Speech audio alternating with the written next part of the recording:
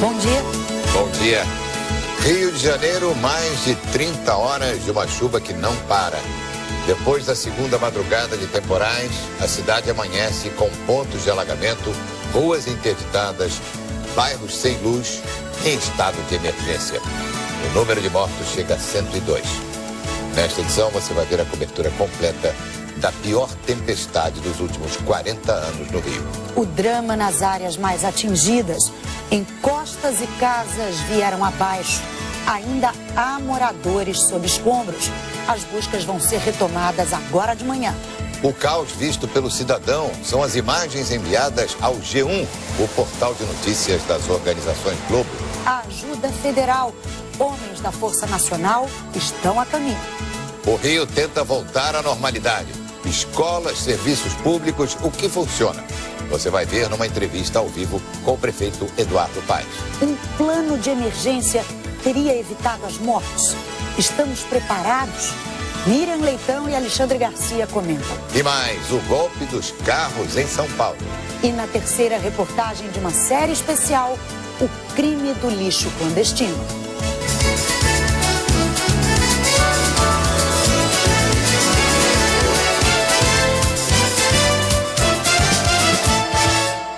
O Rio de Janeiro e a região metropolitana em alerta máximo. Não parou de chover durante toda a madrugada. A terra encharcada é uma ameaça para milhares de pessoas que vivem em área de risco de deslizamento. Ontem, o prefeito do Rio disse para ninguém sair de casa. Vamos ver então qual é a orientação para hoje. O prefeito Eduardo Paes está ao lado da repórter Gabriela de Palhano. Gabriela. Ana Luísa, as pessoas podem sair tomando alguns cuidados, há restrições em algumas regiões da cidade. Nós estamos no Centro Operacional do Rio, que recebem as imagens de todas as câmeras espalhadas por várias regiões. O prefeito Eduardo Paes está acompanhando tudo daqui e tomando decisões junto com os secretários. Prefeito, que recomendações são essas? Que restrições são essas? Qual é a situação da cidade agora? Olha, certamente uma situação, sob o ponto de vista de circulação das pessoas, muito melhor do que aquilo que nós enfrentamos ontem, mas ainda com muitas restrições.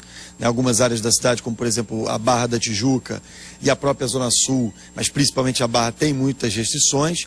Então, nós hoje, o apelo não é para que as pessoas não saiam de casa, as pessoas podem se deslocar, né, as principais vias estão liberadas, ainda com muitas vias fechadas, mas evitando o deslocamento desnecessário, evitando fazer o deslocamento que não seja absolutamente essencial para a vida das pessoas. O nosso grande problema, nossa grande prioridade ainda diz respeito às encostas, né, a quantidade de chuva que não para, infelizmente faz com que as encostas estejam completamente encharcadas, e isso coloca em risco a possibilidade de deslizamento ao tempo todo.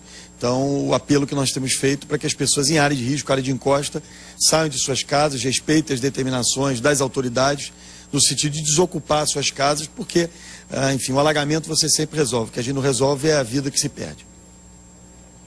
A gente tem pergunta do estúdio? Sim, prefeito. Renato Machado aqui, prefeito. Bom dia. O senhor acaba de mencionar as encostas, o perigo das encostas. Nos planos da prefeitura, a longo prazo, existe um projeto para retirar as famílias e para que elas nunca mais voltem a ocupar as áreas de risco? Olha, Renato, nós temos sido absolutamente rigorosos com a ocupação irregular no Rio de Janeiro e já fazemos um trabalho de reassentamento em diversas comunidades, né? E é irresistível falar isso aqui agora, mas os demagogos de plantão, né, toda vez que vai se falar em reassentamento, você tem sempre os oportunistas que supostamente estão defendendo os pobres. E esses pobres são aqueles que morrem nessas situações que a gente está vendo acontecer na cidade. Eles não aparecem nessas horas, eles aparecem quando está sol, quando está tudo bem, quando vão ganhar seus votos. Portanto, a Prefeitura vai manter a sua posição de fazer assentamento. São 13 mil domicílios já mapeados pela Prefeitura em área de risco e, portanto, esses 13 mil domicílios vão ser reassentados com dignidade, com respeito às pessoas, mas não é admissível que se viva nessa situação em que as pessoas percam as vidas como perderam nessas últimas 48 horas aqui no Rio de Janeiro e na região metropolitana. Portanto, nós vamos continuar contendo a expansão das comunidades existentes, vamos continuar impedindo ocupações e vamos reassentar as pessoas. O que a gente espera é que ali na frente, quando estivermos fazendo isso, na hora do sol, os demagogos de plantão recolham-se e não apareçam, porque agora eles não aparecem. Prefeito Eduardo Paes e Ana Luísa Guimarães, eu gostaria de saber em relação a essa reunião que o senhor vai ter logo mais, ainda na manhã de hoje, com o governador Sérgio Cabral, o ministro da Integração João Santana, o secretariado aí do município. O senhor pretende pedir ajuda nessa questão do reassentamento das famílias? São 13 mil famílias em áreas de risco. É claro que a prefeitura sozinha deverá ter dificuldade em fazer isso a tempo de o Rio de Janeiro enfrentar uma próxima chuva como essa. Sem dúvida, né? Ontem o presidente Lula, que se colocou à disposição o dia inteiro, falou comigo umas 5, 6 vezes ao longo do dia de ontem.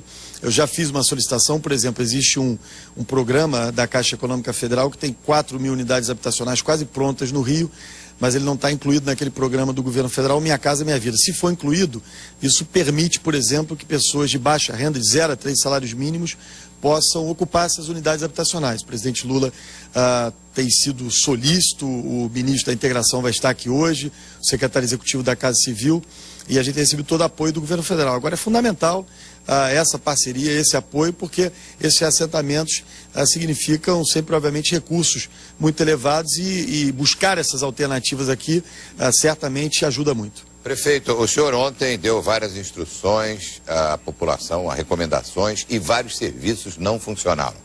Hoje, o que vai funcionar e o que não vai funcionar? Olha, nós decidimos, junto com o governo do Estado, decretar feriado nas escolas do município do Estado.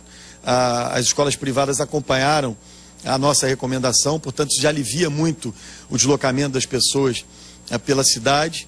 A princípio, o Poder Judiciário volta a funcionar hoje. A Justiça do Trabalho, eu falei com a presidente do Tribunal do Trabalho, me disse que vai continuar ainda com o expediente interno, principalmente pela dificuldade das pessoas chegarem. A ideia é que a cidade comece a voltar ao normal hoje. Agora, repito, ainda é uma situação de restrição. A gente vê as câmeras aqui atrás, a chuva continua.